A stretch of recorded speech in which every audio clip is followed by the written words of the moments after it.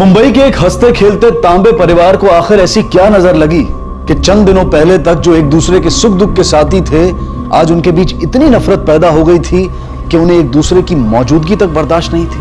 आखिर हुआ क्या था?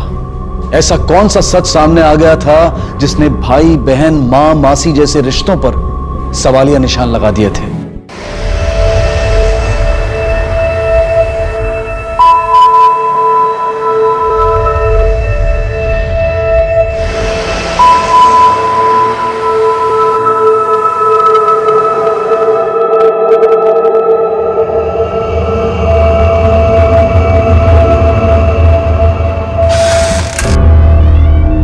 अंधेरा क्यों है?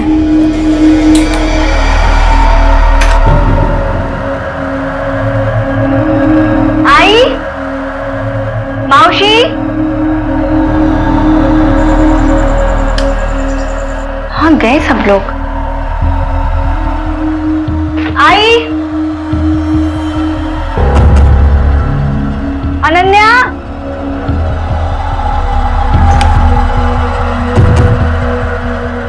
मंदार, अनन्या, कहाँ गए सब लोग?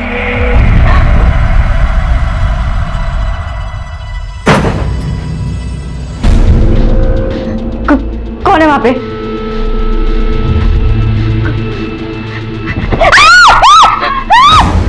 Happy birthday to you, happy birthday to you, happy birthday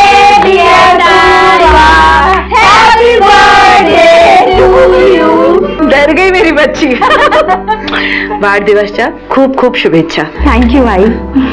देख ताई, तुझे डराना था इसलिए हमने कैंडल भी नहीं जलाया। तो अब तो जला दे।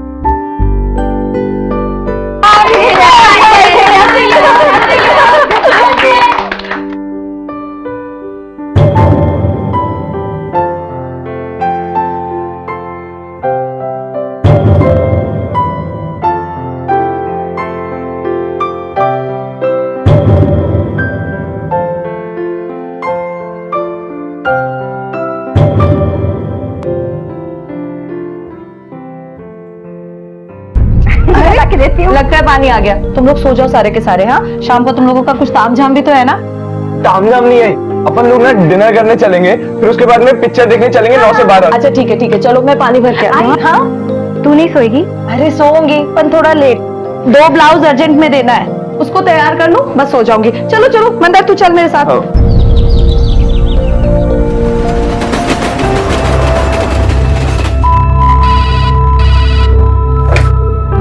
हेलो, कौन?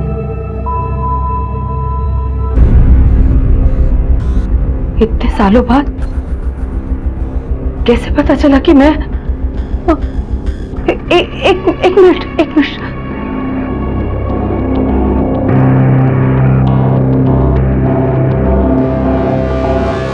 आप बोलो।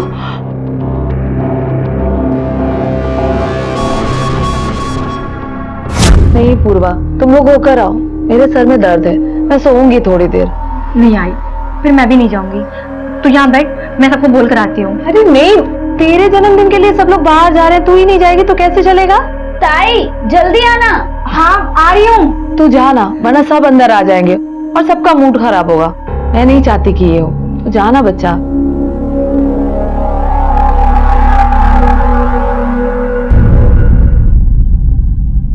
इतनी बेकार फिल्म थी ना। कहाँ बेकार फिल्म थी? इतनी तरह अंधेरा क्यों है? मंदार जरा लाइट जलाता। खाना कितना अच्छा था ना। मेरे को आइंदा मत लेकर आना। ताई कहाँ गई? लगता है आई सो रही है, मैं देखती हूँ। आई, जब भी किसी इंसान पर कोई मुश्किल आती है, खुद उसके या उसके अपनों के साथ कुछ गलत होता है, तो जहन में सबसे पहले यही सवाल उठता है, मैं ही क्यों? मैंने ऐसा क्या गलत किया कि मुझे ये सजा मिली? आज यही सवाल इस वक्त मुंबई के बोरीवली इलाके में रहने वाली स्वाति तांबे के पूरे परिवार के जहन में घूम रहा था।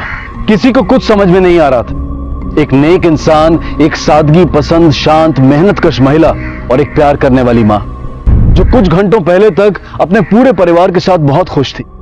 तो फिर इन्हीं कुछ घंटों में ऐसा क्या हो गया कि उस महिला ने अचानक अपने परिवार को छोड़कर जाने का फैसला कर लिया।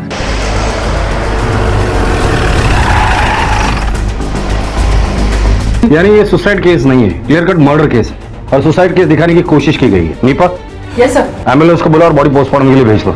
Yes sir. सर ये कुछ मिला है सर। क्या है दिखाओ।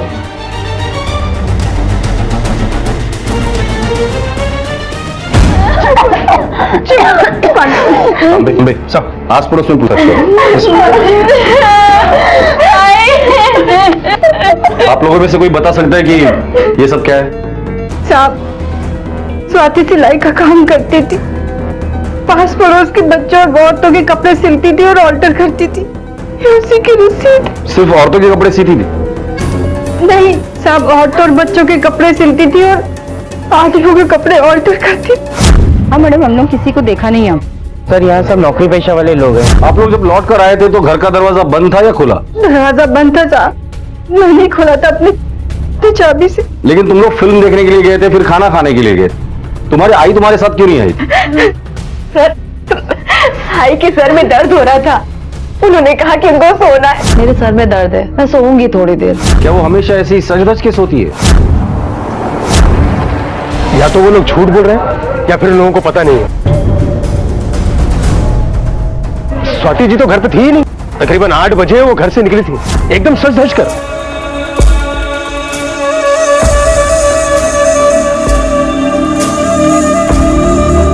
अरे भाभी, ओ भाभी जी, मतलब इतना सज धज के शादी वादी में जा रही है क्या? अरे नहीं नहीं, वो आज पूर्वा का जन्मदिन है तो बच्चों ने बाहर खाने का प्रोग्राम बनाया है, बस इसीलिए। हाँ, पूर्वा का जन्मदिन है आज? मतलब पूर्वा कितने बरस की हो गई? 21 साल की। 21 साल की? अरे भाभी, मतलब शादी की उम्र हो गई उसके लिए लड़का उड़का ढूंढ रही है? नहीं। अच्छा, मुझे थोड़ा लेट हो रहा है, मैं देख लूं? हाँ, बिल्कुल। हो सकता है आई हमें सरप्राइज देने निकली हो। क्या उन्हें पता था कि आप लोग डिनर के लिए कहाँ मिलने वाले थे? हाँ सर, ये पूरा प्लान हमने आई के साथ मिलकर बनाया था सर। आपने उस रिक्शा का नंबर देखा था? मैं रिक्शे वाले को अच्छी तरह से जानता हूँ। हमारी लेन के आगे जो रिक्शा स्टैंड है वहीं पे खड़ा रहता है वो। अकरम नाम है उसका सर। क्या आपकी आई मोबाइल इस्तेमाल करती थी? नहीं सर, आई के पास मोबाइल नहीं था और जब भी उनको हम लोग से बात करनी होती थी तो वो घर के लैंडलाइन से फोन करती थी। लैंडलाइन के कॉल डिटेल्स निकालो। यस। का शक सही है ना सर कि मेरी आई का मर्डर किया? सर मैं उस इंसान को छोड़ूंगा नहीं सर, मार डालूंगा उसको मैं सर, मार डालूंगा जिसने मेरी आई का मर्डर किया है सर। एक इंसान होने के नाते तुम्हारा दर्द मैं समझ सकता हूँ, लेकिन एक पुलिस ऑफिसर होने के नाते मैं तुम्हें समझाना चाहूंगा कि दर्द के दाग को खून से धोने की कोशिश मत करना, उससे दाग निकलते नहीं और गहरे हो जाते। रही बात तुम्हारे आई के कातिल, उसे पकड़ना हमारा काम है, वो हम पर छोड़ो। बोलो राम नाम सत्य, राम नाम सत्य, राम नाम सत्य, राम नाम सत्य, राम नाम सत्य।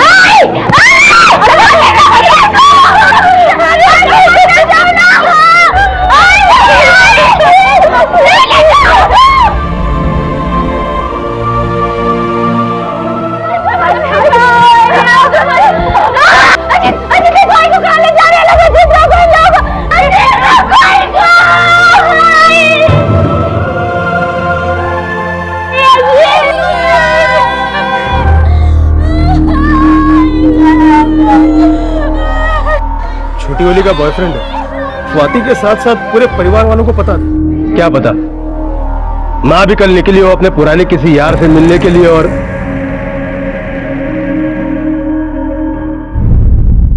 तांबे, अगर शर्मा ने ऐसे मौके पर यह बात कही है तो उस बात में कितनी सच्चाई है उसका पता लगाओ। स्वाति जैसी औरत जो दूसरों के कपड़े सीती थी, से मार के कि इसका क्या फायदा होगा? लैंडलाइन के कॉल डिटेल्स आ गए?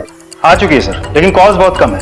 अधिकतर कॉल्स उन क्लाइंट्स के हैं जिन्होंने स्वाति को कपड़े सिलने के लिए दी, लेकिन एक कॉल डाउटफुल जो करीब शाम के 7 बजे आया था और 5 मिनट लंबा चला। लेकिन कॉल एक पीसीओ से किया गया था, इसलिए कॉल किसने किया था वो हमारे लिए ट्रैक करना थोड़ा सा मुश्किल हो। और वो ऑटो वाला, क्या ऑटो में बैठकर स्वाति गई थी वो? अकरम, उसे बाहर बिठाया हुआ है। हाँ साहब, उस औरत को मैंने ही छोड़ा था कल। वो मेरे ऑटो में आके बैठी और फिर मेरे को बोली रघुलीला मॉल चलने को। हम रघुलीला पर पहुंचने ही वाले थे कि अचानक उसने मेरे को रुकने के लिए बोला। मैंने ऑटो रोका, उसने मेरे को एक्स्ट्रा पैसे भी दिए। वो औरत मेरे स्टैंड की एरिया की थी साहब, इसीलिए मैं रुककर देखने लगा। लेकिन तभी मेरे पीछे वाले ने हॉर्न दिया तो मैंने पहले ऑटो साइड लिया। दोबारा देखा, उधर कोई नहीं था सर। वो व्हाइट कार में बैठ के जा चुकी थी। उस गाड़ी का नंबर देखा था? नहीं साहब, मैं तो रोड के इस बाजू था, नंबर कैसे देखता। पर हाँ साहब, वो सफेद रंग की बड़ी सी गाड़ी थी, इतना मेरे को बरोबर याद है साहब। तांबे, अब तक की कहानी अगर टुकड़ों में देखा जाए तो कहानी कुछ इस तरह बनती है। स्वाति को 7 बजे एक पीसीओ से कॉल आता है। उसके बाद वो सरदर्द का बहाना बनाकर घर पर रुकती है। घर वाले बाहर निकल जाने के बाद वो सच धज कर अपने घर से 8 बजे निकलती है। रास्ते में उसकी मुलाकात शर्मा से होती। थोड़ी बातचीत करने के बाद अक्रम की रिक्शा में बैठकर और रघुलीला मॉल से पहले उतर जाती है। घर से रघुलीला मॉल पहुंचने के लिए उसे और आधा घंटा लगा होगा, मतलब 8:30 बजे। वहां उसे एक कार मिलती है और कार में बैठकर स्वाति गायब हो जाती है। फिर घर वाले रात को 12 बजे लौट कर आते हैं, तब घर पर उन्हें स्वाति की लाश मिली। फ्रेंड्स, अब सवाल यह है कि स्वाति को 7 बजे पीसीओ से कॉल किसने किया? शायद उसी आदमी का जिसके साथ उसकी गाड़ी में बैठकर वो कहीं गायब हो गई। आदमी, औरत भी तो हो सकती है। दूसरा सवाल, कार में बैठकर स्वाति किसके साथ गई थी और कहां गई थी और वापस कितने बजे आई थी? हो सकता है कि कार में बैठकर जाकर वापस आने के दरमियान उसके साथ ऐसा कुछ हुआ है जिसके चलते उसकी जान चली गई। किसी ने तो स्वाति को आते जाते जरूर देखा होगा। सर, स्वाति की पोस्टमार्टम रिपोर्ट आ चुकी है। उसकी मौत फांसी लगने से नहीं बल्कि गला घोटने से हुई है।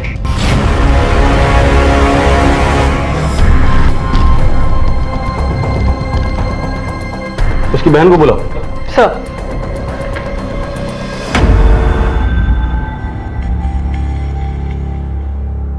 साहब, मुझे तो ये भी नहीं पता था कि स्वाति हम लोगों से झूठ बोलकर उस दिन घर पे रुकी थी। फिर वो उस रात किससे मिलने गई, मैं कैसे बता सकती हूँ? उनका किसी के साथ अफेयर था? नहीं साहब, हम पांचों के अलावा इस दुनिया में हमारा और कोई नहीं है। क्या हुआ? क्या देखो मुझे क्या हुआ? किसने मुझे कहा ये सब करने के लिए? हाँ, जल गया ना अभी हाथ। कौन कहेगा ताई, अब आई नहीं है। चुप कर, मैं हूं ना।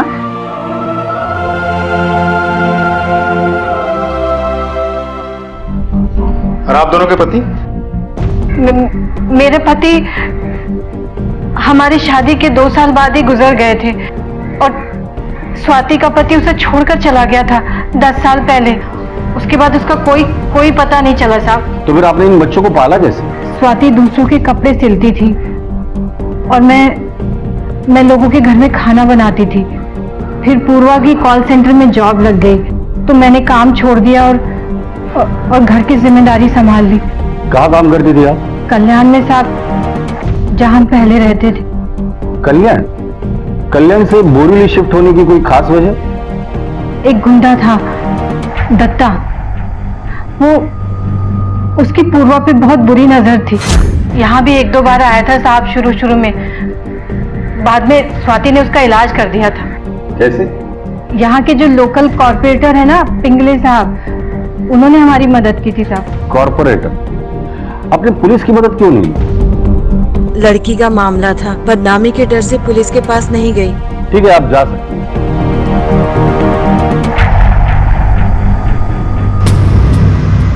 कमला यानी पूर्वा की मौसी को देखकर बूढ़ा हवलदार चौंक क्यों गया था? क्या कोई और राज खुलने वाला था?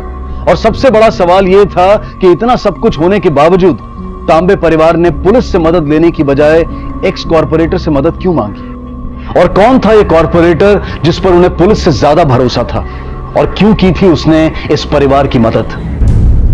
खून खोल गया मेरा साहब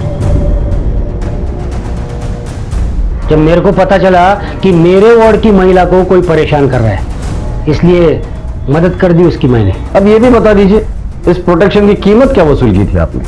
राव देना साहब। पिंगले साहब, यार टाइम पास करने नहीं आया हूं मैं, एक खून की इंक्वायरी कर रहा हूं। फिलहाल एक्स कॉर्पोरेटर हूँ, इसलिए आप भी तेवर दिखा रहे हो। कीमत चुकाने के लिए पैसे नहीं थे उसके पास, इसलिए उसकी एक शाम अपने नाम पे लिखवा ली थी मैंने। जिस रात उसका कत्ल हुआ वो आपसे ही मिलने आ रही थी ना? नहीं सर, उस दिन तो मैं मुंबई में नहीं था, शिरडी गया था बाबा के दर्शन करने।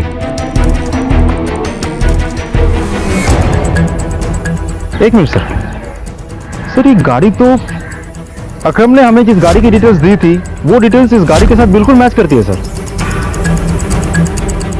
पता करो ये पिंगले उस रात मुंबई में था या शिरडी गया था? Yes sir. सर हो सकता है इस कॉर्पोरेटर के बीच में आने से ये गुंडा दत्ता चिढ़ गया हो और इसीलिए उसने स्वाति को मार डाला हो।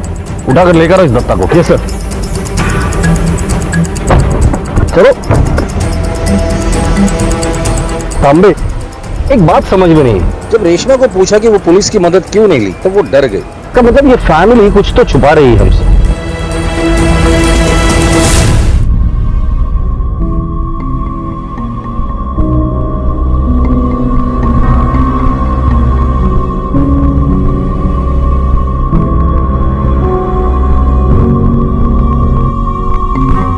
मौसी, पंडित जी आ गए हैं आई के शांति पाठ के लिए।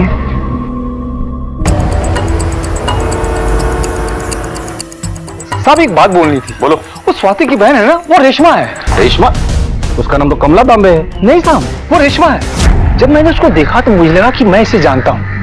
आज से 10 साल पहले जब मैं कमाटीपुरा पुलिस स्टेशन में था तो उसी एरिया में धंधा करती थी। अरे साहब बहुत फेमस थी ये। रेशमा?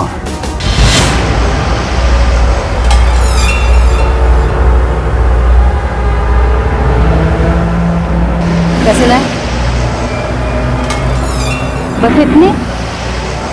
अंतिम संस्कार और पूजा पाठ के लिए इतना काफी नहीं है। जब अपने पाप धोने हो ना तो मुआवजे पे ध्यान नहीं देते।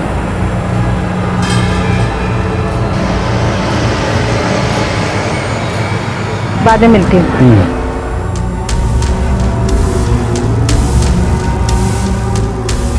भाऊ, गए महीने का 7,000 हुआ ना? ये लो गिन। कैसी हो रेशमा?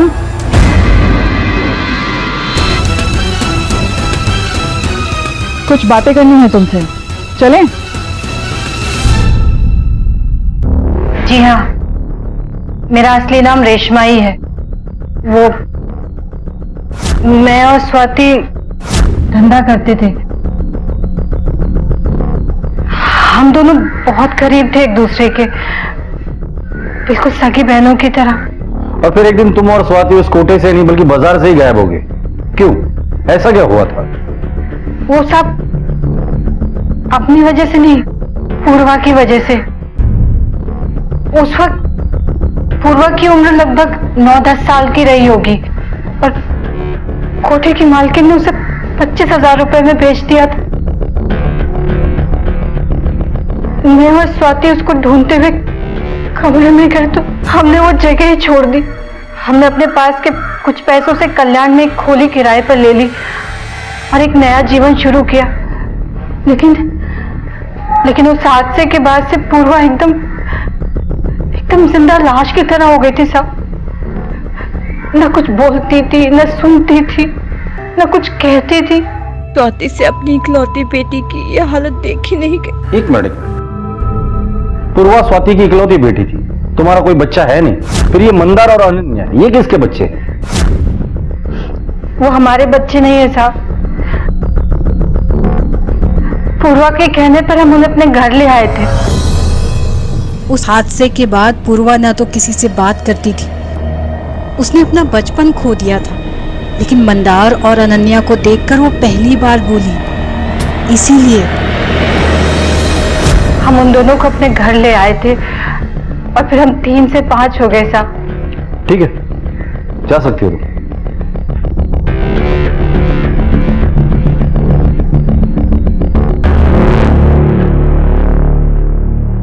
सर, दत्ता को ले आए। हाँ साहब, मैंने उसको उठाने की कोशिश की थी। मैं उसके पीछे बोरी में लेकर गया था, लेकिन उसका वो कॉर्पोरेटर का हाथ था ना उसके ऊपर। जिस रात कत्ल हुआ उस रात तू कहाँ था? कल्याण के वर्षा बाद में साहब, मैं उधर नौकरी करता ना, 3 बजे तक मैं उधर ही था साहब।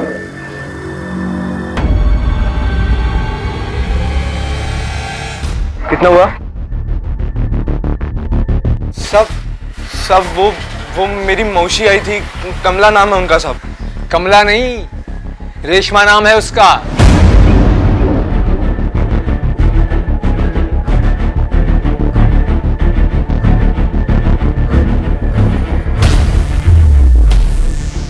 नहीं, मैं देखती हूँ, मैं बात करती हूँ। मंदार चल यहाँ से, चलो घर चल जा। घटिया औरत, हाथ मत लगाना मुझे। मंदार, पागल हो गया क्या तू? ज्यादा पी ली तूने? चल घर चल। छोड़। कौन सा घर? सारा जिंदगी भर बेवकूफ बनाया तुम लोगों ने मुझे। पूरी असलियत पता चल चुकी है तुम लोगों की, पूरी दुनिया को मालूम पड़ चुकी है। स्वाति भाई और ये दूसरी रेशमा भाई कमाती पूरा की नाम चीन के वाया। हिम्मत कैसे हुई तेरी ये लफ्ज़ जुबान पे लाने की? हाँ, इनके बारे में सच्चाई पता लगी तो ये बोल रहा है। खुद के बारे में भूल गया तू? जब तू नंगा खड़ा था सड़क पे अपनी बहन के साथ। अरे मैं और मेरी बहन उधर ही सड़क पे मर जाते तो अच्छा रहता, लेकिन तुम लोगों ने जो बदनामी के टीके लगाए ना इधर इधर माथे पर, उसको मैं मिटा के रहूंगा, चाहे उसके लिए मुझे तुम लोगों को ही क्यों ना मिटाना पड़े। चल निकल जाते।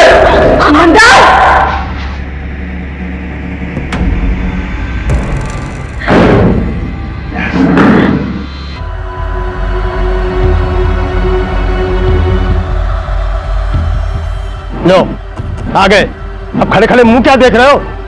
निकाल के बाहर करो इनको मोहल्ले से।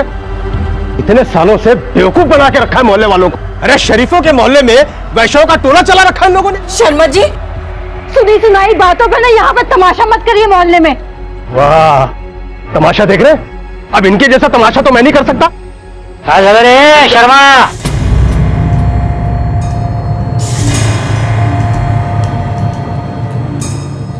अरे साहब क्या प्रॉब्लम है? भाई को बोमा में लगा के रखा है इधर। ये सोसाइटी का सेक्रेटरी है ना तू? हाँ। कानून कायदा है कि नहीं? आड़ोतरी को घर से बाहर करने से पहले 3 महीने का नोटिस देना पड़ता है, मालूम है ना तेरे को? अरे साहब आपको मालूम नहीं, ये औरतें बहुत आई बहन है तेरी, समझा? इनको कुछ परेशानी हुआ ना, मेरे को बिल्कुल अच्छा नहीं लगेगा। चलो निकलो।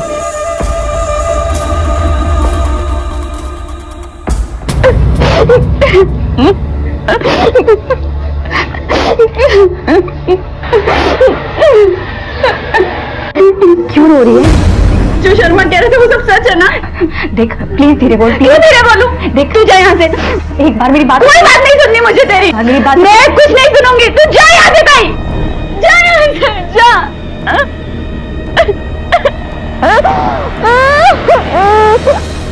स्वाति की मौत के बाद उसके और मौसी के अतीत में देह व्यापार से जुड़े होने के सच ने हंसते खेलते तांबे परिवार को झकझोर कर रख दिया। मंदार और अनन्या ने स्वाति और मौसी के किए गए एहसान को धोखा समझने की गलती की। पूर्वा ने मौसी के साथ मिलकर सभी को एकजुट रखने की पूरी कोशिश की, लेकिन उसकी हर कोशिश नाकाम रही।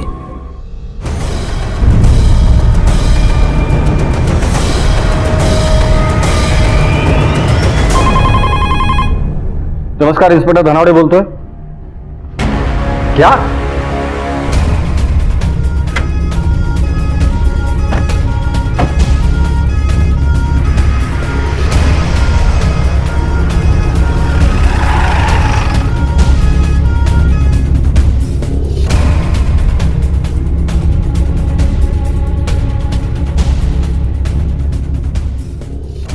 देख के लगता तो नहीं किसने सुसाइड किया है। इतनी कम ऊंचाई से गिर के कोई कैसे मर सकता है? ये मर्डर है या फिर कि अपनी माँ की तरह ये भी तो। आस पड़ोस में पूछताछ करो और एम्बुलेंस को फोन करो। Sir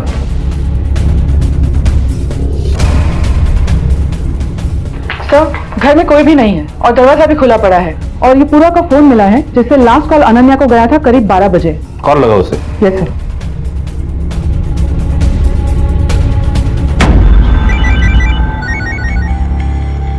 hello Ananya, inspector Dhanawade बोल रहा हूँ तुम्हारे घर से। जी सर। इस वक्त कहाँ हो तुम? सर मैं अपनी एक फ्रेंड के घर पे हूँ। क्या तुम्हारी पूर्वा से बात हुई थी? हाँ बात हुई थी। तुम्हारी बहन पूर्वा, या तुम जो भी उसे मानती हो, उसकी मौत हो चुकी है। क्या? तुम मुझे पुलिस स्टेशन में आकर मिलो। सर, मंदार को सच्चाई का पता चल चुका था, इसीलिए 2 दिन पहले वो घर छोड़ के चला गया था। तब से अधिकतर समय वो शराब के ठेके पर ही रहता है। पड़ोसियों ने बताया कि आज सुबह पूर्वा उससे मिलने गई थी, वही शराब के ठेके पर। मंदार को कांटेक्ट करो और उसे मिलो, पुलिस स्टेशन में आकर मिले। और ये रेशमा कहाँ है? सर, पड़ोसियों ने बताया कि आज सुबह वो नासिक के लिए निकल चुकी थी। सब लोग एक साथ या एक के बाद एक घर छोड़ के चले गए, कोई तो वजह जरूर होगी। हाँ साहब, ताई आई थी मुझसे मिलने सुबह, मुझसे घर लौट आने की जिद कर रही थी। देख दुनिया कुछ भी कहे, तू मेरा भाई हमेशा रहेगा। देख, कुछ नहीं बदलेगा, सब कुछ ठीक हो जाएगा। चल घर चल अब।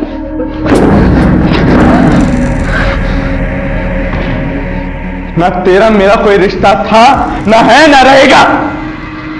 निकल यहां से। मेरी वजह से जान दिया ताई ने। मैं नहीं मारा अपनी ताई को। सर, अपनी असलियत जानने के बाद, आई और मौसी के बारे में जानने के बाद इतना बड़ा धक्का लगा था मुझे कि मैंने एक बार भी ताई के बारे में नहीं सोचा और मैं उन्हें छोड़ के चली गई। मुझे माफ कर दो ताई। सर, इतनी कोशिश करने के बाद भी हम रेशमा को ट्रेस नहीं कर पाए। उसका फोन यही मुंबई से ही स्विच ऑफ आ रहा है, तो हमें यह भी नहीं पता वो नासिक गई भी थी या कहीं फरार हो गई। नीपा को फोन करके पता करो कि पूर्वा के कॉल सेंटर से उसे क्या इंफॉर्मेशन मिली है। Okay sir.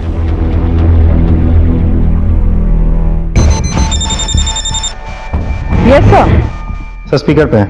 सर, इस कॉल सेंटर से एक बहुत ही चौंका देने वाली खबर मिली है सर।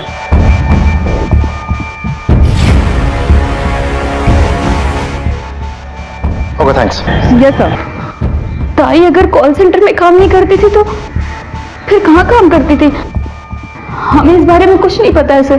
पूर्वा का जो कॉल रिकॉर्ड आया था उसमें फैमिली मेंबर्स के अलावा और किसको कॉल किए थे? सर, कॉल रिकॉर्ड्स के हिसाब से सबसे ज्यादा कॉल्स अजीत को की गई थी। पिछले 48 घंटों में अजीत ने पूर्वा को 10 बार और पूर्वा ने अजीत को 6 बार कॉल किया था। ये अजीत कौन है?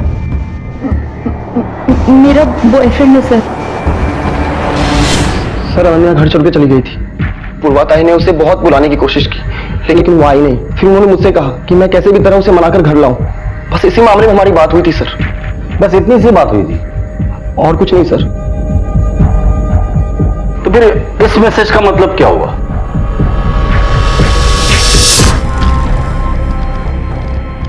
चुपचाप मान जा वरना तुम्हारा सच सबको बता दूंगा।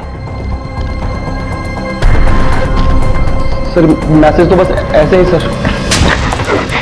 ऐसे ही? हाँ? सच तेरे पेट से निकलकर जुबान तक तो आ गया है, वरना तेरी जुबान कांपती नहीं। अब चुपचाप उगल दे। अगर हम लोगों ने उगाला ना तो तेरे अंदर का सिस्टम पूरा बाहर निकालेगा। सर, वो मुझे मालूम चल गया था कि पूर्वा क्या काम करती है। कहाँ मिलेगा ये शेट्टी? साहब छोड़ो साहब, प्लीज साहब, गलती हो गई साहब, छोड़ो साहब, मेरा गलती हुआ साहब। मैं साहब, मेरा उससे बहस इसलिए हुआ साहब। सच सच बता, पूर्वा को सिर्फ मारा था या रेप करके मारा था? कसम खाता है साहब। मैं इतना नशे में था साहब, बाहर निकलने के बाद सीधा अपनी गाड़ी में सो गया साहब। मेरे छोकरे लोग ने साहब मुझे घर छोड़ा। सर, रेशमा का मोबाइल जिस लास्ट लोकेशन पर स्विच ऑफ हुआ था वहां एक सीसीटीवी कैमरा लगा हुआ था। सीसीटीवी कैमरा से हमें उस गाड़ी के बारे में पता चला जिस गाड़ी में बैठ के स्वाति गई थी। आरटीओ से हमने गाड़ी की डिटेल्स भी निकाल ली है। किसके नंबर है गाड़ी? सर, गाड़ी किसी संजीव शाह नाम के एक बिजनेसमैन की है जो एक बहुत ही रेप्यूटेड फैमिली से बिलोंग करता है, जिसे मुंबई के कॉर्पोरेट वर्ल्ड में एक बहुत ही शरीफ आदमी माना जाता है। ऐसे शरीफ आदमी से तो हमें भी मिलना चाहिए था। जब स्वाति का कत्ल हुआ तो मुझे पता था कि आप लोग एक न एक दिन मुझे बुला लेंगे। मतलब आप इस बात को मानते हैं कि आप स्वाति को जानते हैं? जी हाँ सर।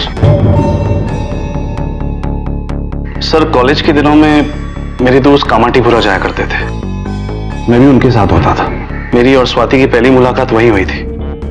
सर, मुझे उससे प्यार हो गया। मैं उससे शादी करना चाहता था, लेकिन उसने मना कर दिया क्योंकि वो ये नहीं चाहती थी कि उसकी वजह से मेरी फैमिली अपने बेटे को और मैं अपनी फैमिली को खो बैठूं। उसने मुझे कसम दे दी सर कि मैं उस दिन के बाद उससे कभी नहीं मिलूं, और उसकी बात मानकर मैं उस दिन के बाद वहां पर कभी नहीं गया। फिर स्वाति से दोबारा कब मिले? सर, उससे नहीं, मैं रेशमा से मिला था। रेशमा से? जी हाँ सर। रेशमा स्वाति की बहुत करीबी थी, इसलिए हमारे बारे में जानती थी। अभी कुछ 5-6 साल पहले ही उसका अचानक से फोन आया और उसने कहा कि जिस वक्त मैं और स्वाति अलग हुए थे, स्वाति प्रेग्नेंट थी। मतलब पूर्वा तुम्हारी बेटी है? जी हाँ सर। रेशमा चाहती थी कि मैं पैसों से स्वाति और पूर्वा की मदद करूं, जो कि मैंने की। हर महीने वो मुझसे पैसे लेती रही और मैं देता गया। सर, रेशमा की डिमांड्स बढ़ती जा रही थी सर। मुझे उस पर शक हो गया कि कहीं जो पैसे मैं दे रहा हूं वो स्वाति को देने के बजाय खुद पर तो इस्तेमाल नहीं कर रही थी। सर, मुझसे रहा नहीं गया और एक दिन मैंने अचानक स्वाति को फोन किया। कौन? दूसरा स्वाति आपसे मिलने आई थी? जी हाँ, मैं मिलने गया था उससे।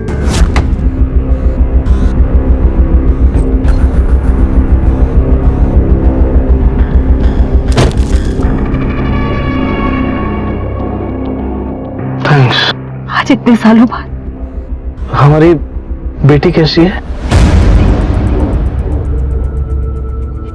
तुम्हें कैसे पता? रेशमा ने बताया। रेशमा ने? मतलब तुम रेशमा से मिलते हो? हर महीने रेशमा पैसे ले रही है तुम्हारे और पूर्वा की परवरिश के लिए। संजीव, मुझे रेशमा से बात करी, प्लीज मुझे घर छोड़ दोगे? सर, स्वाति ने मुझसे प्रॉमिस किया था कि वो पूर्वा को मुझसे मिलवाएगी, लेकिन अब स्वाति खुद इस दुनिया में नहीं है, तो सर मैं पूर्वा को अपनाना चाहूंगा सर। सॉरी संजीव, लेकिन मैं तुम्हारी कोई मदद नहीं कर सकता, क्योंकि स्वाति की तरह पूर्वा का भी किसी ने कत्ल कर दिया। स्वाति तांबे और उसके परिवार की जिंदगी, जो पहले किसी झील के ठहरे हुए पानी की तरह शांत दिखाई दे रही थी, असल में वैसी थी नहीं। उसकी शांत दिखने वाली सतह के नीचे कई तूफान छिपे थे, जो एक एक करके सामने आ रहे थे। स्वाति के पहले प्रेमी और पूर्वा के पिता संजीव के बयान के बाद तस्वीर साफ होने की बजाय और धुंधली हो गई थी। क्या स्वाति और पूर्वा की हत्या की अनसुलझी पहेली अब और ज्यादा उलझने वाली थी? सर, पूर्वा की पोस्टमार्टम रिपोर्ट उसके सर पे किसी भारी चीज से वार करने की वजह से हुई। मरने के करीब 6 से 7 घंटे बाद उसके घर के नीचे उसकी बॉडी को फेंक दी गई। Sir, it's a clear case of murder. इसका मतलब कातिल ने पहले 2 मर्डर्स किए और फिर उसे सुसाइड दिखाने की कोशिश की। सर, मुझे तो लगता है इन दोनों मर्डर्स के पीछे रेशमा का ही हाथ है, और संजीव के बयान के बाद तो इसकी पूरी पॉसिबिलिटीज बनती है। नहीं तांबे, पॉसिबल नहीं। दोनों मर्डर्स के वक्त रेशमा वहां मौजूद नहीं हो सकती। सर, ये भी तो हो सकता है कि उसने कुछ नहीं किया है, किसी से मर्डर करवाया हो सकता है, लेकिन इस सवाल का जवाब रेशमा ही दे सकती है। रेशमा की फोटो सारे पुलिस स्टेशन में भेज दो, उसे ढूंढ निकालना बहुत जरूरी है। हम एक काम करो, इस केस में जितने भी सस्पेक्ट है सबको उठाकर लेकर आओ। मंदार, दत्ता, कॉर्पोरेटर और अजीत। Okay sir.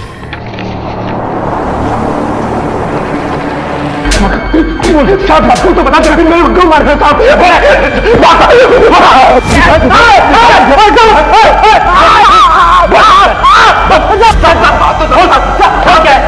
उस रात के बाद में उसको नहीं देखा था।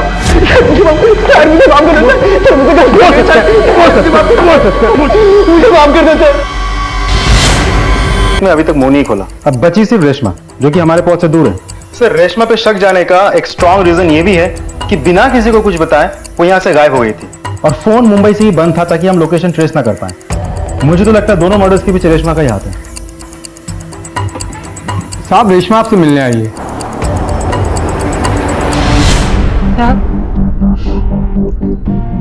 स्वाति की 13वीं के लिए नासिक चली गई थी। स्वाति की मरने के बाद मंदार और अनन्या के रवैये से मैं बहुत दुखी हो गई थी साहब, इसलिए मैं अकेली चली गई थी। फोन भी बंद कर दिया था ताकि ये 2 दिन शांति से रह सके। वैसे आपकी जानकारी के लिए संजीव शाह से हमारी मुलाकात हो गई है। मालूम है साहब, पूर्वा के मरने की खबर मिलने के बाद पहला फोन उसी को किया था। बताया उसने सब कुछ। उसको कुछ गलतफहमी हो गई थी साहब। उनसे लिए हुए एक भी पैसा मैंने खुद के लिए नहीं खर्च किया साहब। ये देखिए, अब ये देखिए, बैंक की पासबुक और ये बॉन्ड है। आप देख सकते हैं सारे पैसे मैंने इसमें जमा किए।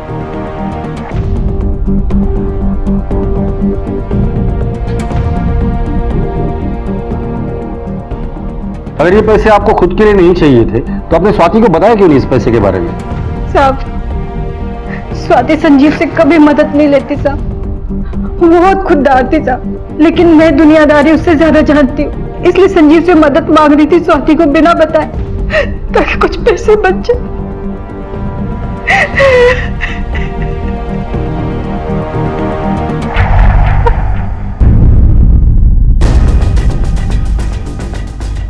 क्या सोच रहे हैं सर?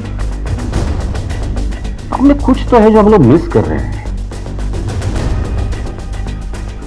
यस तांबे, ये रहा रेशमा का घर और ये रहा उसके पड़ोसी का घर, उसके घर के सामने। अगर रेशमा ने अपने घर के छत से सुसाइड किया है तो वो ऐसे गिरेगी, मतलब सर सामने की तरफ और पैर अपने घर की तरफ। और हमें रेशमा की लाश मिली थी इस तरह, मतलब सर अपने घर की तरफ और पैर सामने वाले की तरफ। अब कोई भी आदमी सुसाइड करते वक्त समरसॉल्ट नहीं मारेगा, और खास करके लाश। सामने वाले घर में कौन रहता? पूर्वा को क्यों मारा? मैंने मारा? सब मैं क्यों मारूंगा? सामने शुरू हो जा। बोल।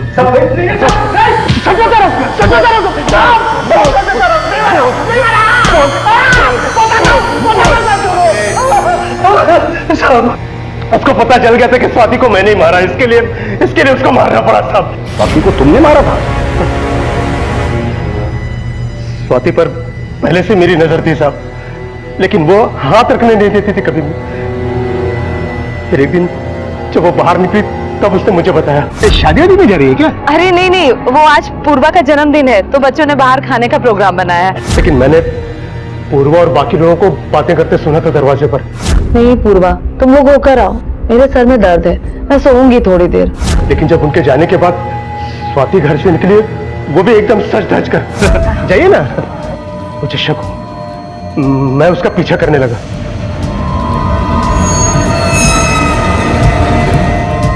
अपने घर लौटकर उसके लौटने का इंतजार करता रहा। फिर जैसे वो घर लौटी तो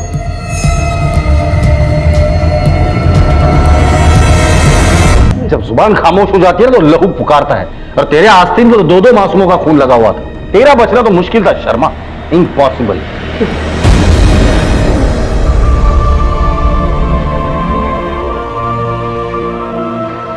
और इस तरह स्वाति और पूर्वा के कातिल को उसके अंजाम तक पहुंचाकर पुलिस ने अपना फर्ज निभाया। लेकिन सवाल ये उठता है कि क्या स्वाति और पूर्वा के साथ हुए हादसों को रोका जा सकता था? और जवाब है हां। जुर्म की फितरत है कि वो अपने आने की आहट जरूर देता है। स्वाति के मामले में भले ही वो आहट इतनी धीमी थी कि वो उसे सुन नहीं पाई, लेकिन पूर्वा के मामले में ऐसा नहीं था। लेकिन पूर्वा के सामने मुजरिम भी था, उसका किया जुर्म भी था, और जुर्म का सबूत भी था। अगर वो चाहती तो पुलिस की मदद लेकर अपनी मां के कातिल को सजा दिलवा सकती थी, और इस कहानी के और दुखद होने से पहले इसका अंत कर सकती थी। यह बेहद जरूरी है कि जब भी हम कभी जुर्म की आहट सुने तो खुद उसका मुकाबला करने की ना सोचें, बल्कि पुलिस की मदद लें, ताकि इस तरह की घटना फिर कभी दोबारा ना हो। इसी विचार के साथ अब मैं अनूप सोनी आपसे विदा लेता हूं। फिर मुलाकात होगी अगले एपिसोड में एक और चौंका देने वाले केस के साथ। तब तक अपना और अपने परिवार का ख्याल रखें और देखते रहें क्राइम पेट्रोल डायल 100। सबक एक को सीख हम सबको। जय हिंद। रोको! कैसे लुटा रहा है लड़कियों के ऊपर? ये इस बस्ती के खिलाफ है। ये माता रे काका, क्या बोलते हैं तुम्ही? अरे इन बच्चों का हुनर है, ये उसकी कदर करनी चाहिए हमें। तुमको बजाता है ना, वही ठीक है। लड़कियों के ऊपर पैसे क्या लुटाता है? लड़की का काम घर पे खाना बनाना, बच्चे पैदा करना है, ना कि गांव में ढोल बजाना। लड़कियां है जिन्हें अपनी औकात में रहना चाहिए। इस बेशरम लड़की से और उम्मीद भी क्या कर सकते हैं? जैसी माँ वैसी बेटी। माता रे, जास्ती बोलता है तुम्हें। कौन से जमाने की बात कर रहा है रे तू? ये मीना ढोल बजाएगी तो बजाएगी।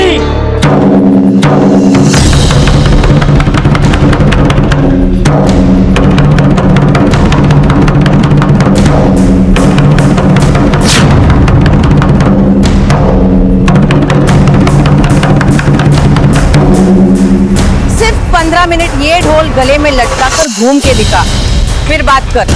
हिम्मत असेल ना तर ढोलला हात लावायचा, नाहीतर बांगड्या भरून घरात बसायचं, कळलं? कला तो हर कोई साफ ही होती है, चोट तो देखने वाले की नीयत में होती है। वीणा बजा।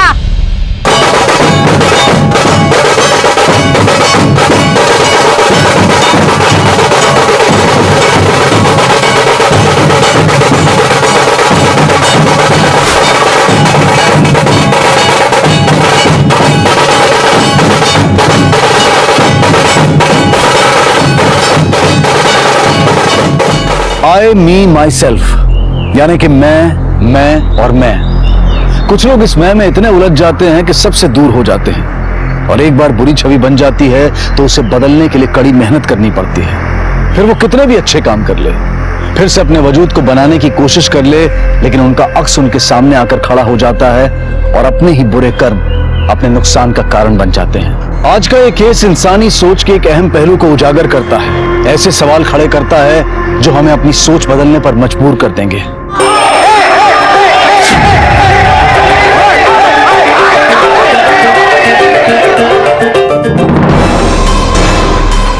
हे काय करतात?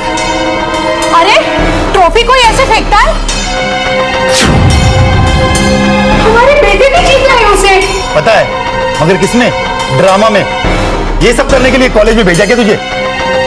बाबा मत बोल मुझे बाबा, पढ़ाई पे ध्यान दे और ये सब नौटंकी वगैरह बंद कर डाल, वरना तेरे सब खर्चे के पैसे बंद कर दूंगा मैं। पैसा पैसा पैसा, जिंदगी में सब कुछ पैसा ही होता है क्या? उन्होंने आज तक मेरे से प्यार नहीं किया, मैं उनसे पैसे कभी नहीं लूंगा।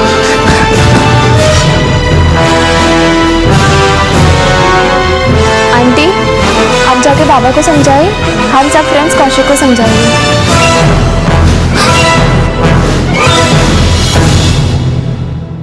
अंकल, मुझे इंटर कॉलेज कंपटीशन में बेस्ट सपोर्टिंग एक्टर का अवार्ड मिला है। अरे वाह, ये तो बहुत अच्छी खबर है, लेकिन तुम इतने उदास क्यों लग रहे हो? वो बाबा कॉलेज आए थे, सबके सामने तमाशा करके चले गए, पैसों का रोटी दिखा रहे थे। अब तो मैं कसम खा रहा हूँ, मैं उनसे कभी भी पैसा नहीं लूंगा। अंकल, मुझे काम करना है, मैं अपने पैरों पे खड़ा होना चाहता हूँ। देख बेटा, तुझे काम करने की क्या जरूरत है? मैं तुम्हें पैसे देता हूँ ना। नहीं नहीं, मुझे आपके पैसे नहीं चाहिए, मुझे अपने पैरों पे खड़ा होना है। अरे अच्छा ठीक है, मैं तुम्हारे लिए अच्छा सा जॉब देखता हूँ, तू परेशान मत हो, तुम्हारा काम हो जाएगा। और आज रात को मैं तुमसे मिलने भी आऊंगा, है ना? ठीक है, अब जरा अच्छे से एक स्माइल कर दे।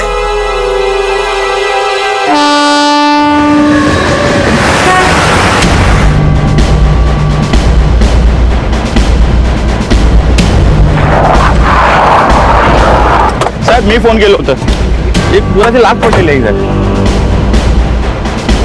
बॉडी को पोस्टमार्टम के लिए भेज दो, इसके घर वालों को इन्फॉर्म करो और हॉस्टल में जाके इसकी पूछताछ करो। Okay sir.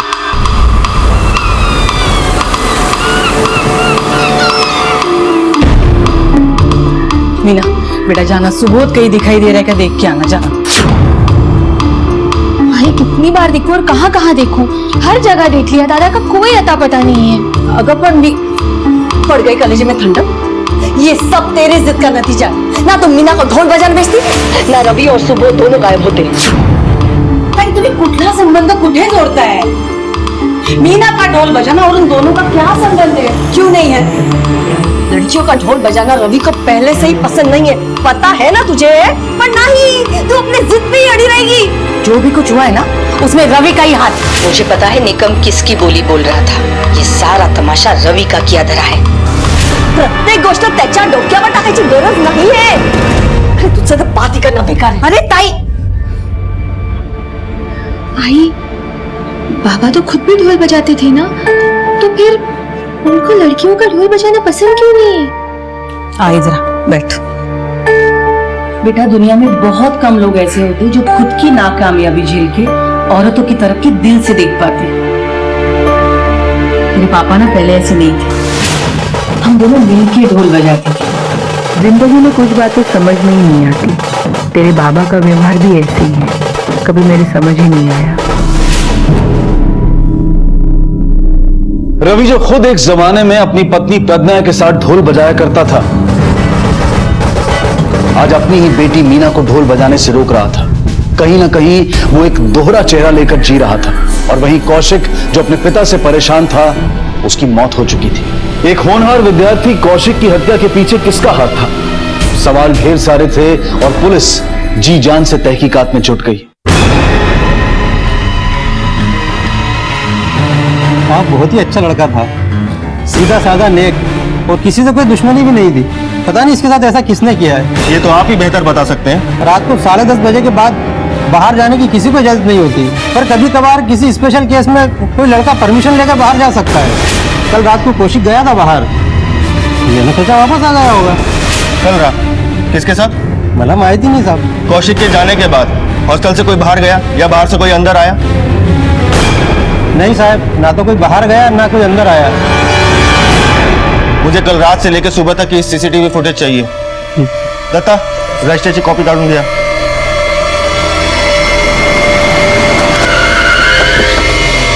Kaushik bright student था। हाँ, कुछ स्टूडेंट से उसकी अनबन होती थी, लेकिन वो बातों से मना लेता था सबको। ऐसा कोई एक नाम बता सकते हैं जिससे उसकी अनबन होती थी? ऐसा कोई खास नहीं, लेकिन हाँ, एक सीनियर स्टूडेंट है साकेत, उससे हमेशा उसकी अनबन चलती थी। साकिब नाम से कोई है जिससे उसकी बनती नहीं थी। वो हमेशा उलझता रहता था पर टिक नहीं पाता। पट्टू एक नंबर का। किसी और पर शक है तुम्हें? अंकल। ये अंकल कौन है?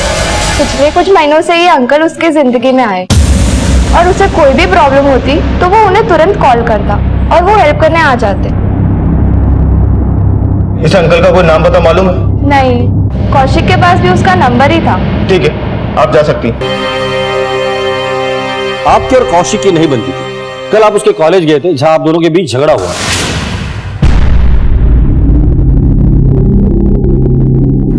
इस बाप बेटी की अनबन नहीं होती साहब। बचपन से लेके आज तक उसकी हर ख्वाहिश हमने पूरी की।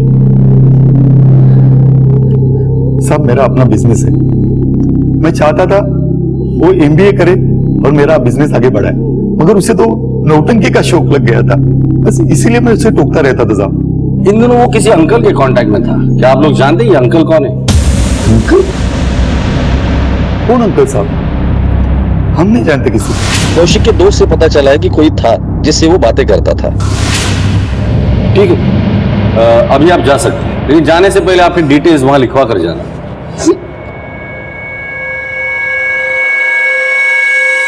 इनकी डिटेल्स क्रॉस वेरीफाई कर लेना और ये अंकल कौन है उसका पता करो। Okay sir. अरे रवि, अरे काय झालंय तुला? लंगडतोस का? और कल रात भर कहा था तू? और तू कल घर क्यों नहीं आया? कुछ तो बोलेगा मुझे, जवाब तो दे। आल्यापासून उससे पिट लावले। माना कि मैं तेरा छोटा भाई हूँ, लेकिन हर बार टोकना जरूरी है क्या? अब मैं कोई दूध पीता बच्चा नहीं हूँ। तो कहाँ गया था इतनी देर, क्या कर रहा था, सब बातों का जवाब दे दूं। काय बोलतोस तू रवि? मैंने अपनी पूरी जिंदगी तेरे लिए दांव पे लगा दी। बचपन से तुझे पाला पोसा, खुद के बारे में कभी सोचा नहीं मैंने, सिर्फ तेरे बारे में सोचा। बात डाला। तूने जो कुछ भी किया ना मेरे बारे में, उसका ढिंडोरा पीट चुके पूरे गांव में। अब ये नाटक बंद कर दे। पहले मैं बहुत परेशान हूँ और एहसानों का बोझ मेरे सर पर डालते और परेशान मत करो मुझे। और तूने कुछ नहीं किया मेरे लिए। बिना शादी के मेरे सर पर बैठ गई हूँ यहाँ पर। बाबा की दुकान पर भी नागिन जैसे बनकर बैठ गई हूँ। अब ये घर बचा है, इसे भी हड़पना चाहती हो?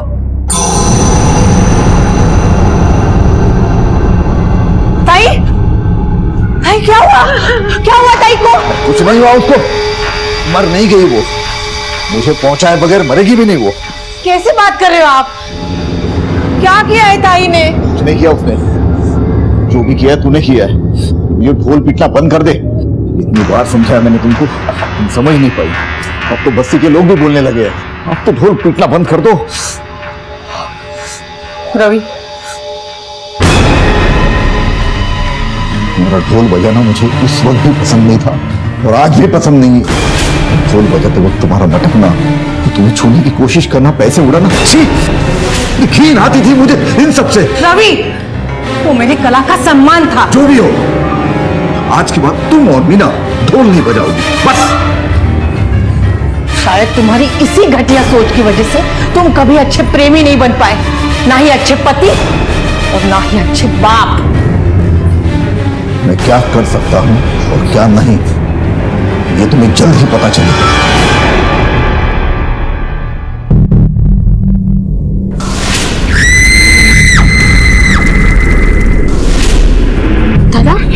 दादा, दादा संभालो अपने आप को।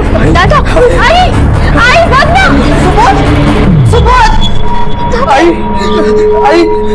आई दादा। सर कौशिक के कॉल रिकॉर्ड्स आ गए हैं। मदन की काफी कॉल्स हुई है लेकिन बात नहीं हुई। सुबह ये लोग झगड़े की बात कर रहे थे, फिर अचानक इतने सारे कॉल्स। ये मदन जब कौशिक को कॉल कर रहा था तब मदन की लोकेशन क्या थी ट्रैक करो सर। और उस अंकल का पता चल गया? सर इस अंकल के नंबर से इसकी डिटेल्स मिल गई है। महेंद्र में रहता है, रवि गाड़े नाम है।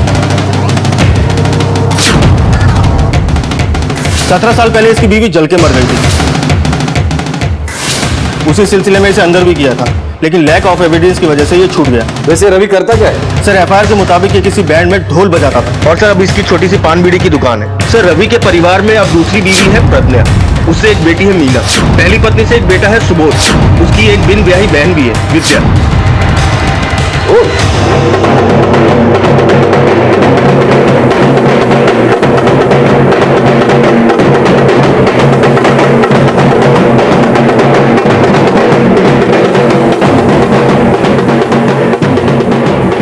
क्या हुआ?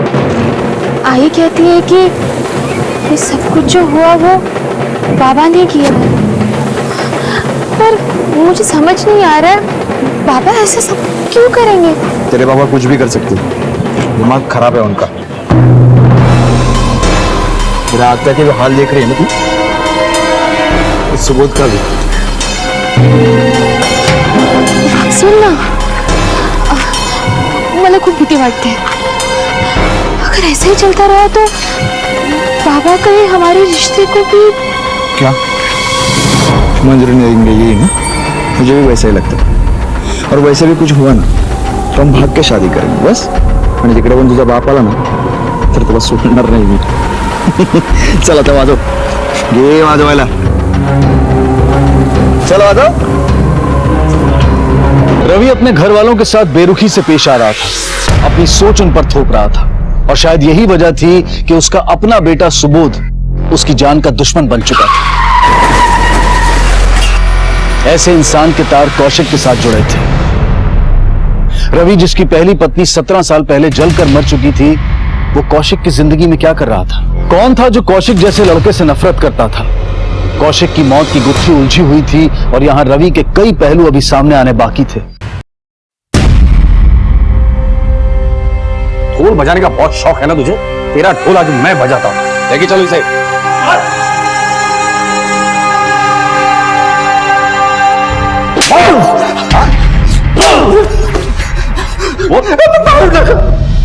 मारू तका बराबर कौशिक ही नहीं रहा तो मैं जिंदा रह के क्या करूंगा? मरना तो तुझे है ही, मरने से पहले सिर्फ इतना बता दे कौशिक को क्यों मारा तूने? भाई साहब, बड़ा प्यारा बच्चा था कौशिक। कौशिक मेरा बेटा ही था, मेरा और प्रज्ञा का बेटा था साहब। शादी से पहले ये भूल थी वो, लेकिन हमारे प्यार की पहली निशानी थी साहब। मदन और मंजरी ने कौशिक को सातारा के एनजीओ से गोद लिया था। उसके बारे में पहले मालूम नहीं था मुझे, और जब पता चला तो उससे दोस्ती की और उसे मार डाला। बड़ी लंबी प्लानिंग की तूने। ऐसे रवि को देखकर लगता नहीं था कि इतना बड़ा प्लानिंग करेगा। Direct murder. इसकी बीवी के वक्त भी अपन को इस पे डाउट हुआ था, पर अब तो लगता है कि इस बेचारी राधिका को भी इसी ने मारा होगा। मानो कि कौशिक तेरा बेटा था, लेकिन इतने सालों बाद प्यार कैसे उमड़ा है तेरा? साहब, जिस ढोल की वजह से हम करीब आए थे, उसी ढोल ने मुझे और प्रज्ञा को दूर कर दिया। ये ढोल बजाने का सीजनल धंधा साहब, कमाई ज्यादा नहीं थी। मेरे बाबा नहीं चाहते थे कि लोगों के सामने नाचने वाली लड़की हमारे घर की बहू बने। और तात्या, मेरा ससुर, वो तो मुझे निकम्मा ही समझता था। तात्या ने मुझसे झूठ बोला कि प्रज्ञा की शादी कर दी और उसे गांव भेज दिया। और तूने यहाँ शादी कर, और पहले बीवी की मौत के बाद तूने प्रज्ञा से शादी कर। लेकिन तेरे पहले बीवी की मौत का केस तो 17 साल पुराना है। कौशिक की उम्र लगभग 23 साल होगी, फिर भी तू कहता है कि कौशिक प्रज्ञा का बेटा है। सब प्रज्ञा ने ये राज मुझसे छुपा के रखा था। ये मुझे पहले मालूम नहीं था, लेकिन जब प्रज्ञा की मौसी सारी का उसके घर आई थी तब। कौशिक को मिले हो कि नहीं तुम? अब तो बहुत करीबी आ गए हैं ना तुम्हारे। काय ग मौसी, क्या करूं उससे मिलके? कुछ बातें ना पर्दे के पीछे ही अच्छी रहती है। मैं उसकी माँ हूँ, ये भी नहीं बोल सकती मैं उसे। मुझे बता, क्या फायदा ऐसी बेमतलब मुलाकात का? अगं प्रज्ञा, किती झालं तरी तो तुझा मुलगा है। तुम्हारे और रवि के प्यार की पहली निशानी इसलिए पूछ रही हूँ मैं। एक बार जाके उसे मिल लो। सारिका, कशाला डोका खाते स्थित है? इतनी साल ये बात छुपा के रखी है और रवि राक्षस से, तो छुपे रहने दो ना। साहब, ताते ने मुझसे झूठ बोला था साहब। असल में प्रज्ञा पेट से थी, ये बात मुझे न पता चले, इसलिए उसे गांव में भेज दिया। लेकिन जब पता चला तो मैंने भी कसम खा ली कि ये राज जो दबा हुआ है उसे मैं दबा के रखूंगा। लेकिन कौशिक से मिलूं न करो, उसे बता दूंगा कि मैं एक अच्छा बाप हूं।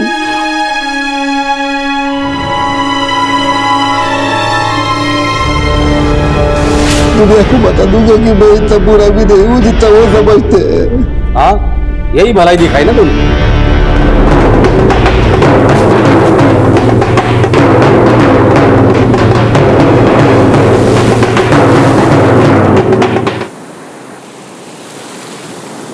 जो कुछ भी हुआ अच्छे के लिए। मेरे बाबा एक फूटे हुए ढोल की तरह है, कुछ काम के नहीं है। ये अंदर गए तो सबको सुकून मिलेगा। नहीं जग्या, मेरे बाबा खून नहीं कर सकते। देखो, मुझे घुमा फिरा के बोलना नहीं पसंद है, मैं सीधा बोलता हूँ। अच्छा हो गया हमारा रास्ता तो साफ हो गया। नहीं जग्या, मेरे बाबा इतने भी बुरे नहीं हैं। मैं अपनी खुशी के लिए मेरे बाबा की जिंदगी का सौदा नहीं कर सकती।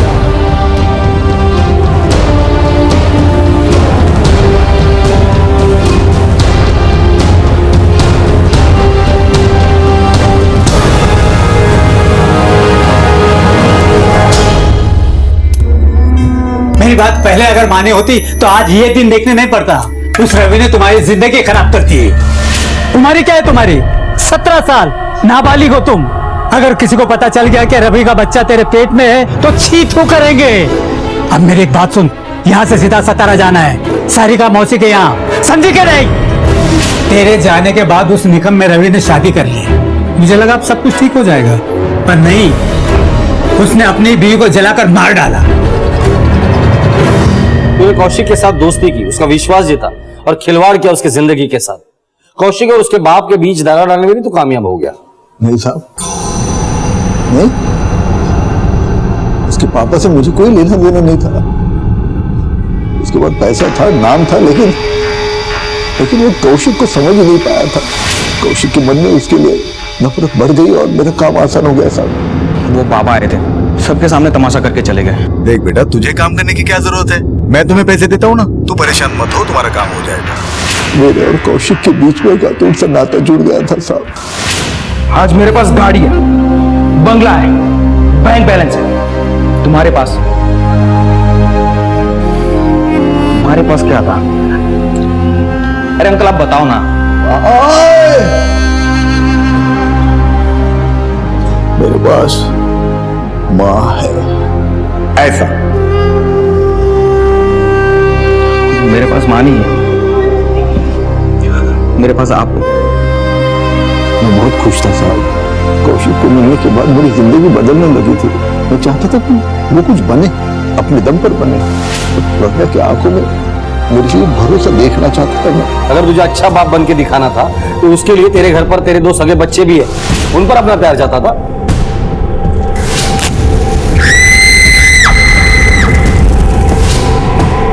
मेरे बच्चे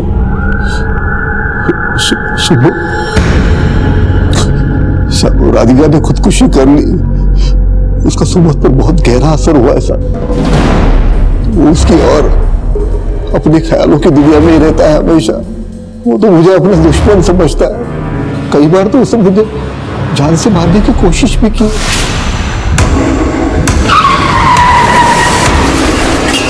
सुबोध के अलावा तुम्हारी एक बेटी भी है ना? लेकिन वो प्रज्ञा उसे कुछ बोलने नहीं देती साहब। वो ढाल मन के सामने आ जाती है, जैसे कि सिर्फ वो उसकी माँ है और मैं जल्लाद हूं। साहब यहाँ पर मुझे समझने वाला कोई नहीं है साहब। लेकिन जब कौशिक की बात सामने आई तो मुझे रोशनी की किरण नजर आई थी। लेकिन मेरा कौशिक, मैंने कौशिक को नहीं मारा। फिलहाल तो इसे जाने दो। कौशिक के कॉन्टैक्ट लिस्ट में जितने भी लोग हैं सबके डिटेल्स दिखा दो। ओके। ढोल के 2 सिरों की तरह एक तरफ रवि की इतनी बुराइयां हैं कि हर कोई उससे नफरत करता है।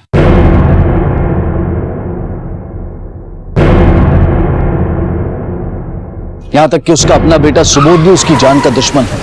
और वहीं दूसरी तरफ रवि का कौशिक के साथ रिश्ता बिल्कुल अलग है। अपनी अच्छाइयों से रवि उसके साथ एक नई सुंदर दुनिया बनाना चाहता है।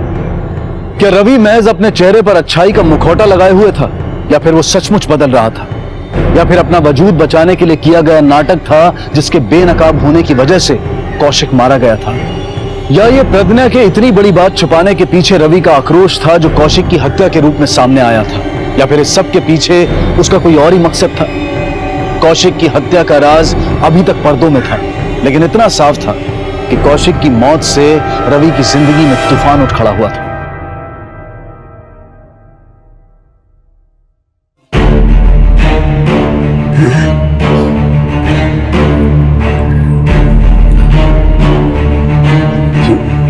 पुलिस ने मला सोडलं की गलतफहमी हो गई थी कि कौशिक को मैंने मारा। मैंने कुछ नहीं किया था। फिर मैं तो सिर्फ एक अच्छा बाप बनने की कोशिश कर रहा था।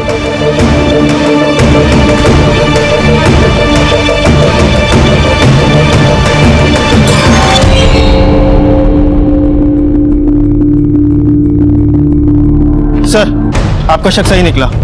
मदन की लास्ट लोकेशन कौशिक के मर्डर वाली रात कौशिक के हॉस्टल के पास ही थी। अगर उस रात मदन हॉस्टल के आसपास था तो उसने ये बात हमसे बताई क्यों नहीं? उठाकर लेकर इस मदन को। Okay sir.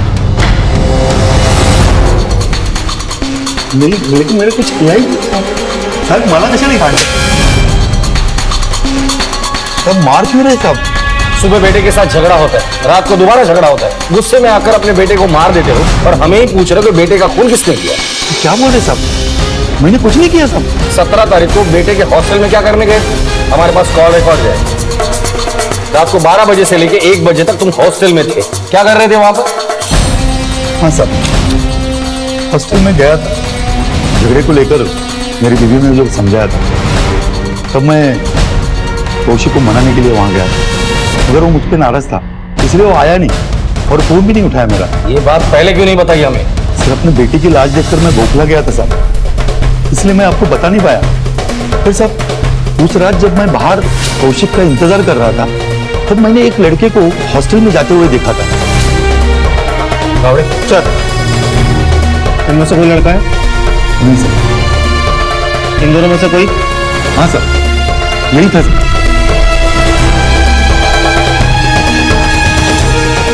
सर, साकेत तो 2 दिन से हॉस्टल में आया ही नहीं। मैंने उसको कमरा बंद कर दिया है।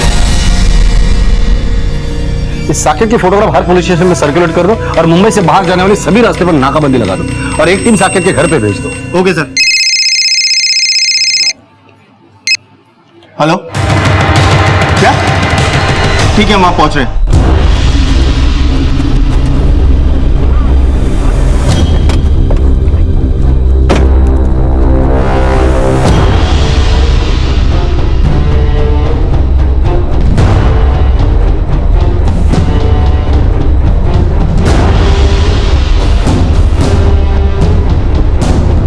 आसपास देखो, कुछ मिलता है क्या?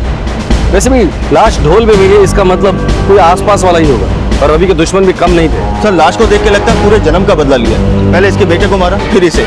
सर, इन दोनों के मर्डर में क्या कनेक्शन हो सकता है? कनेक्शन तो जरूर है और जिस दिन कनेक्शन का पता चल जाएगा ये दोनों मर्डर केस सॉल्व हो जाएगा। साकेत का मोबाइल सर्विलेंस पे डाल, इस साकेत का मिलना बहुत जरूरी है। और ये रवि, इसके घर वालों को इन्फॉर्म करो और रवि के मोबाइल की आखिरी लोकेशन क्या थी ये भी बता दो। Okay sir.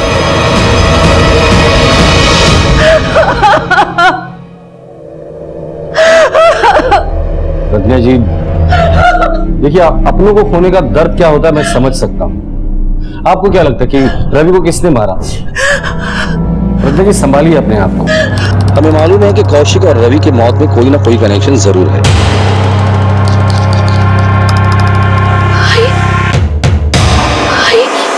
दादा, कुछ सापड़त नहीं। ये आपके बेटे सुबोध के बारे में बात कर रही है ना? कहाँ है वो? कुछ पता नहीं, कल रात से घर नहीं आया है। माँ बेटे में झगड़ा हुआ था? नहीं, झगड़ा नहीं हुआ था, लेकिन दादा कोयती लेके पापा को मारने गए। मैं छोड़ूंगा। दादा काय करते हो इसे? दादा, तो जाना था। अरे बेटा, मैं आपको और रोने नहीं दूंगा। नहीं, सुबोध ने रवि को मारा और कहीं चुप कर बैठा है वो। नहीं, सुबोध ऐसा नहीं करना। सुबोध नहीं कर सकता ऐसा कुछ भी। रवि को तो कोई भी मार सकता है। ये बात तो तय थी कि रवि ने कई दुश्मन बना रखे थे और वो हर एक के निशाने पर था। किसने दी रवि को ये दर्दनाक मौत? क्या कौशिक की मौत और रवि की मौत एक दूसरे से जुड़ी हुई थी? पहले बेटे और फिर पति की मौत से प्रज्ञा पर गम का पहाड़ टूट पड़ा था। इस ढोल को पहचानते हो? हाँ सर, ये जगिया का ढोल है। कहाँ मिलेगा ये जगिया?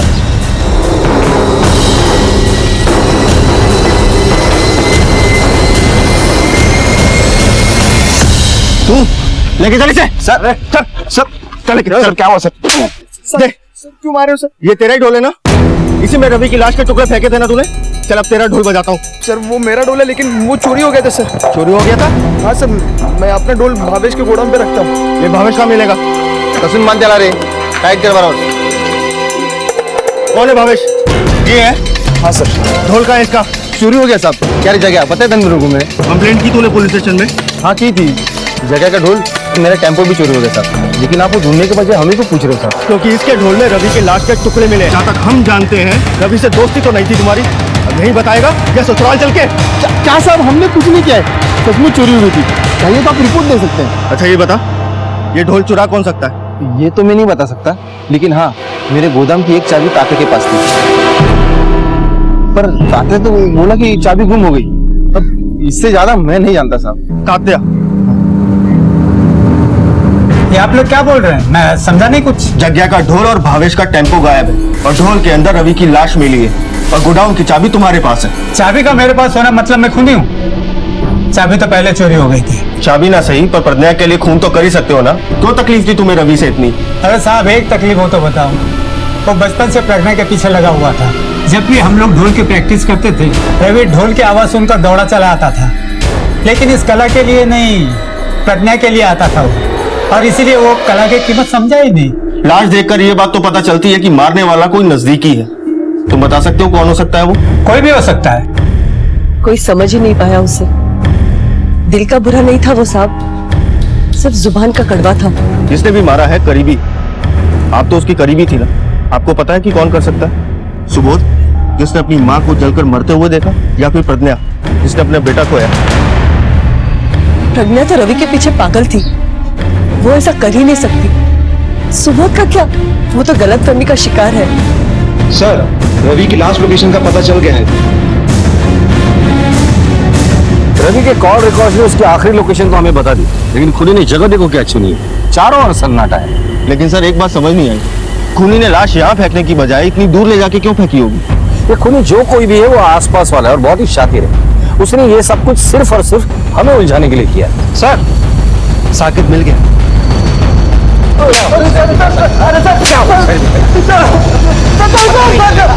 वार्डन और सीसीटीवी को चकमा देकर मर्डर का प्री प्लान बनाया तूने? नहीं सर, ये कोई प्री प्लान मदद नहीं। हॉस्टल से निकलते वक्त अपना फोन हॉस्टल पर छोड़कर आए थे ताकि हमें भी चकमा दे सके। नहीं सर, कौशिक को फॉलो करने के चक्कर में वो वहाँ छूट गया था सर। हाँ फिर आगे? सर कौशिक से मैं जलता था। कौशिक जिस दिन से कॉलेज आया उसी दिन से हीरो बन गया था सर। पूरी बात बता, पूरी बात बता। सर मैं अपने घर से निकालने के लिए जी और मॉल में काम करता था। अचानक वहां से मुझे निकाल दिया गया। बाद में पता चला कि इसके पीछे कौशिक और उसके अंकल का हाथ है। चिंता मत करना बेटा, देख मैंने निकट इलेक्ट्रॉनिक्स में तेरे बारे में बात की है। सेल्स पर्सन का जॉब है, लेकिन लोग बहुत अच्छे हैं। कल से ज्वाइन कर लो। आज के जमाने में तो कोई सगा भी इतना नहीं करता जितना आपने मेरे लिए किया। ये बोल के पराया कर रहे हो मुझे? मुझे भी अपना ही समझना। हाँ, ये तुम्हारी जीत की खुशी में कंग्रेचुलेशंस। बस मेरा गुस्सा फूट पड़ा सर। उसने मेरी पोजीशन ले ली, मेरी नौकरी छीन ली, और तो मेरी मैंने सोच लिया था कि इस कौशिक का क्या करना है। उस दिन उस अंकल के मिठाई दे के जाने के बाद मैंने अपने रास्ते का कांटा हमेशा के लिए हटा दिया सर। वो अंकल मतलब कौशिक के बाप को क्यों मारा? नहीं सर, मैंने उनको नहीं मारा सर। नहीं मारा सर मैंने उनको। सच बता। मैं सच बोल रहा हूँ सर, मैंने उनको नहीं मारा सर। एक खून तो मैं कर चुका हूँ, उसकी सजा अगर मौत है तो दूसरा खून कबूल करने में मुझे क्या प्रॉब्लम है? कौशिक से अपना बदला लेना चाहता था बस। तुम्हारी पोजीशन चली गई, तुम्हारी गर्लफ्रेंड चली गई, इसलिए मर्डर जैसा संगीन जुर्म किया तुमने। कभी अपने माँ बाप के बारे में सोचा है? अपने दिल पर पत्थर रखकर तुम्हें इतने दूर हॉस्टल में पढ़ाई के लिए भेजते हैं वो। तुमने ना सिर्फ उनका भरोसा तोड़ा है बल्कि अपने साथ साथ उनकी भी जिंदगी बर्बाद की है। आखिरकार कौशिक की मौत की गुत्थी सुलझ गई, लेकिन तहकीकात में जुटी पुलिस के सामने अब भी यह सवाल खड़ा था कि आखिर रवि को किसने मारा, किसकी नफरत ने उसे ऐसी खतरनाक मौत दी। पुलिस को शक था कि हो ना हो ये किसी करीबी इंसान का काम है, और इसलिए पुलिस ने हर करीबी इंसान को बारीकी से टटोलना शुरू कर दिया।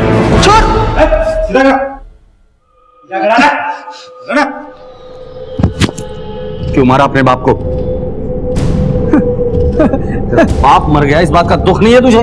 अच्छा वो मर गया, मेरी माँ को मारा था उसने। पुलिस इन्वेस्टिगेशन हुई थी और तेरा बाप निर्दोष था। निर्दोष नहीं था, जब वो चल रही थी तब वो वही था, मैं भी उधर था।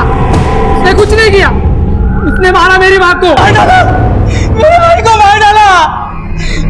अब वो मीना को भी नहीं छोड़ेगा, वो किसी को नहीं छोड़ता, वो आपको भी नहीं छोड़ेगा। सर सुबोध की हालत देखकर लगता नहीं है कि उसने ये मर्डर किए होंगे, वो भी इतने भयानक तरीके से, टुकड़े टुकड़े करके। अगर इसने मर्डर किया भी होगा तो भी लाश को ढोल में भरकर इतने दूर तक लाना इसके बस की बात नहीं। रवि के जितने भी दुश्मन थे, भाविन, जया, तात्या, विद्या, प्रज्ञा, इनमें से किसी की भी मोबाइल लोकेशन मर्डर जहां हुआ था वहां आसपास थी क्या पता करो। एक एक को कूटो और मुझे सारी इंफॉर्मेशन चाहिए। Okay sir. उस टेम्पो का पता चल गया? नहीं सर, अभी तक नहीं, लेकिन तलाश जारी है। ठीक।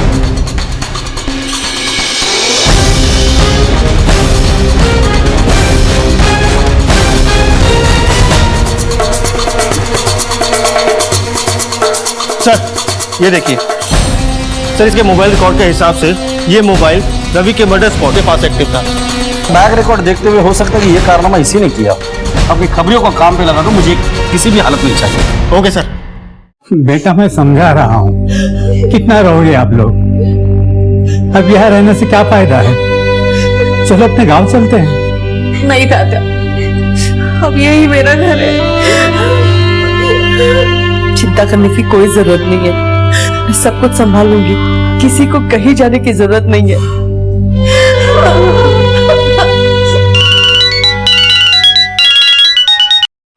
हाँ बोला सर, उसका अड्डा मिल गया है। ठीक है, हम पहुंच रहे हैं।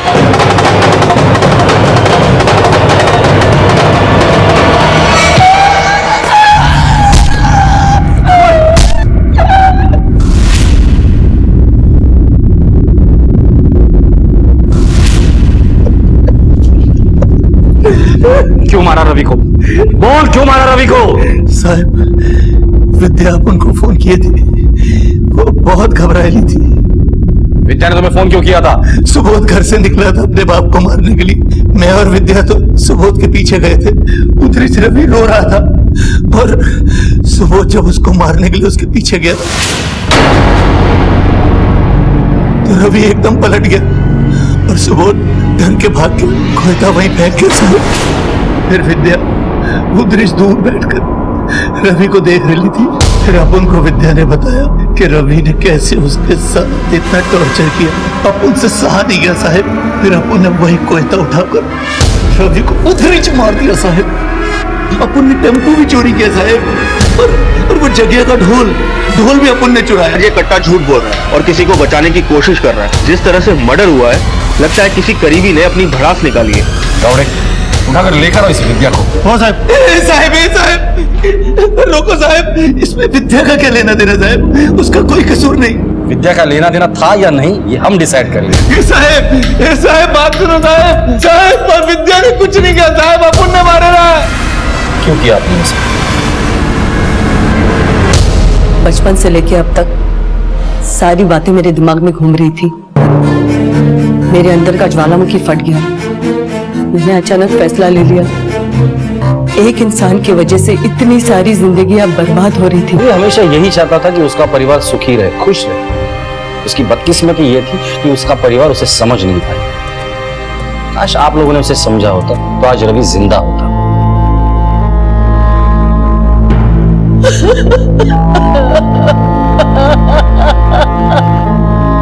रिश्तों में जब मैं घुलता है तो जन्म लेती है नफरत। रवि ने जिंदगी भर किसी से बेहतर रिश्ते बनाए ही नहीं, और जब बनाने चाहे तो शायद तब तक बहुत देर हो चुकी थी। विद्या के दिल में रवि के लिए पनपती नफरत ने ज्वालामुखी का रूप ले लिया था और एक बहन के हाथों भाई की हत्या की शक्ल में सामने आया। रवि अगर अपनी इस मैं से बाहर निकलता और प्रज्ञा, विद्या, मीना और सुबोध के साथ रिश्ते बेहतर बनाता तो शायद रवि की जिंदगी कुछ और ही होती। प्रज्ञा कौशिक से उसका राज ना छिपाती, तात्या अपनी बेटी को रवि से दूर ना करता। इंसान इसी मैं के चक्कर में न सिर्फ दूसरों से दूरी बना लेता है बल्कि खुद भी बेचैन और अशांत ही रहता है। सिर्फ अपने लिए जीना जीना नहीं है, जिंदगी तो वो बेहतरीन है जो औरों के भी काम आए। इसी विचार के साथ अब मैं अनूप सोनी आपसे विदा लेता हूं। फिर मुलाकात होगी अगले एपिसोड में एक और चौंका देने वाले केस के साथ। तब तक अपना और अपने परिवार का ख्याल रखें और देखते रहें क्राइम पेट्रोल डायल 100। सबक एक को सीख हम सबको।